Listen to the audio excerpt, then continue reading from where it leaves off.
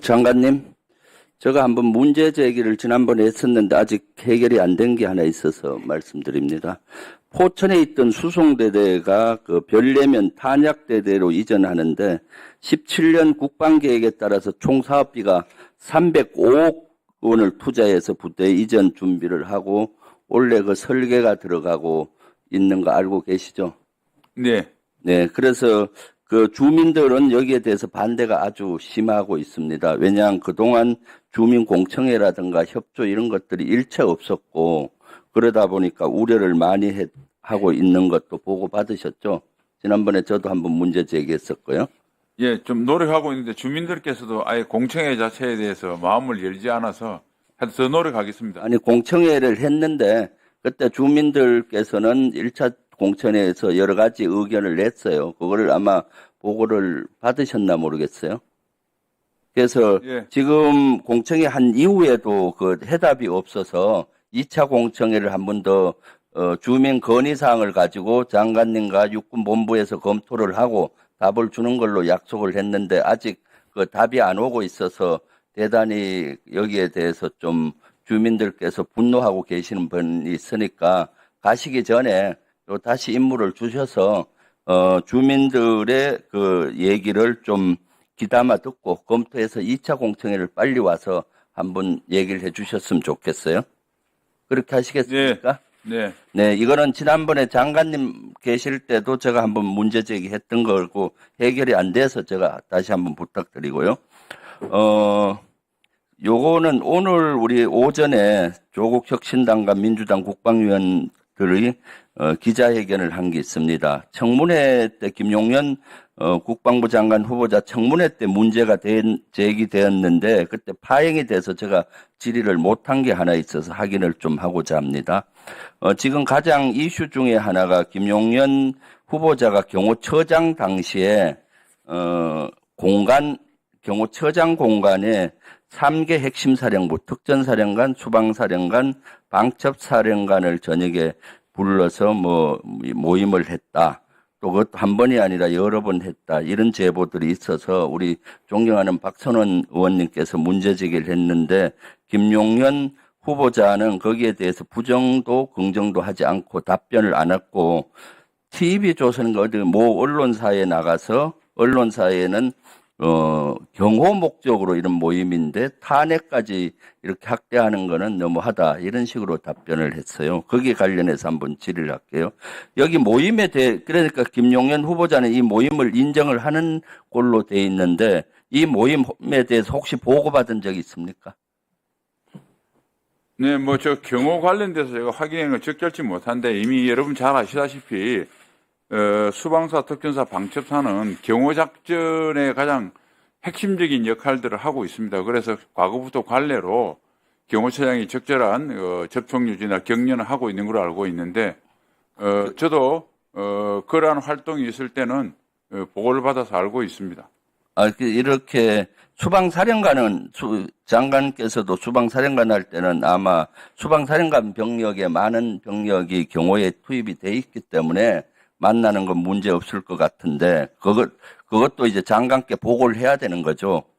장관 허락 없이 특전사령관 이렇게 3명이 모인 적은 제가 확인해 보니 없었다 그래요. 아니요, 그렇지 않습니다. 그거는 특전사는 늘 가실 때 외곽에 방어를 하고 또 잘 아시는 707 부대라든지 여러 가지 부대들이 늘 있고 그다음에 방첩사에는 아예 경호를 담당하는 부서가 편성되어 있습니다. 그래서 제가 수방사령관 할 때도 수방사, 특전사, 방첩사는 그때는 아주 정기적으로 이렇게 접촉을 하고 격려를 했고 최근에는 그게 없어졌는데 부정기적으로 이렇게 하고 그것도 문재인 정부 때도 몇 번 한 걸로 알고 있습니다. 그래서 이거는 제가 구체적으로 확인을 해서 경호에 관계된 활동을 확인해 주기는 어렵습니다만은 그런 사항이 있을 때는 어쩌다 한번 소통과 격려를 할 때가 있으면 저한테 보고가 들어오고 제가 승인을 합니다. 아마 언제 그걸 이야기하신지 모르겠는데 경호에 대한 전 회의를 한다면은 국방부 장관한테 협조를 하고 국방부 장관이 지시를 내리고 이 사령관 3명만 가서는 안 되고 사실 합참의 정책실장이나 관련 어떤 국장급이 갈 거고 합참에서도 부장이나 처장이나 본부장급이 가서 같이 회의를 하고 지침을 내리는 것이 맞는데 이것을 사무실도 아니고 공간에 이렇게 은밀하게 모였다는 것은 저는 이것은 군의 지휘체제를 대단히 문란시키는 행위다. 만약 그것이 관례적으로 해왔다라고 하면 이것은 아주 대단히 잘못된 거죠. 그리고 장관을 무시하는 행위라고 보고요. 우리 병부청장님 그 경호 사정을 했잖아요. 제가 답을 드리는 게 네. 경호청장 차장했기 때문에 네. 저한테 성인 없이 네.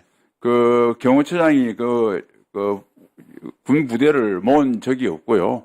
다 저한테 그 사전 성인이 오고 제가 성인 하에 그 옛날처럼 주기적으로 매달 이런 건 아니지만은 가끔 1년에 한 번 정도 어떤 격려 정도의 어떤 격려성 회의는 한 것으로 제가 알고 있고 그래서 승인했습니다.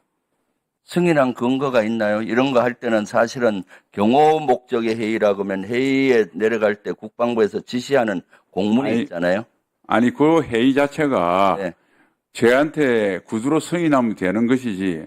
아니 장관이 국민 앞에서 제가 지금 거짓말하고 그런 사람입니까? 그럼 제가 승인했다는데 그걸 근거를 대라고 그러시면 그 자체가 좀 너무 황당한 것 같습니다. 그러면 수방사령관하고 특전사령관은 또 육군 총장의 부하이기도 해요. 그렇잖아요. 그리고 합참 의장의 작전을 통제받고 그럼 여기 육군본부나 저기 온 분은 없죠. 육군 총장이나 이런 분한테도 보고를 하고 갔다 온 이후에 보고를 했을 텐데 그러한 절차들이 제가 봤을 때 요거는 확인을 해봐야 되겠지만은 그런 근거. 의원님 후보자도 그 말씀 했지 않습니까? 지금 현재 상황에서 계엄이라는 게 있을 수 있느냐? 국민이 송인하겠느냐? 군이 따르겠느냐? 내가 나도 안 따르겠다고 했으면 그것으로 이제는 이를 마무리 지으셔야지. 그 활동 하나를 가지고 누굴 찾고 장관이 제가 총괄적으로 허락했다고 그러면 좀 믿어주십시오. 제가 왜 거짓말을 하겠습니까? 이상입니다. 네. 네, 그러시죠. 1분 더 드리겠습니다. 청장님 경호실 차장할 때 이런 모임이 1년에 몇 번씩 있었나요?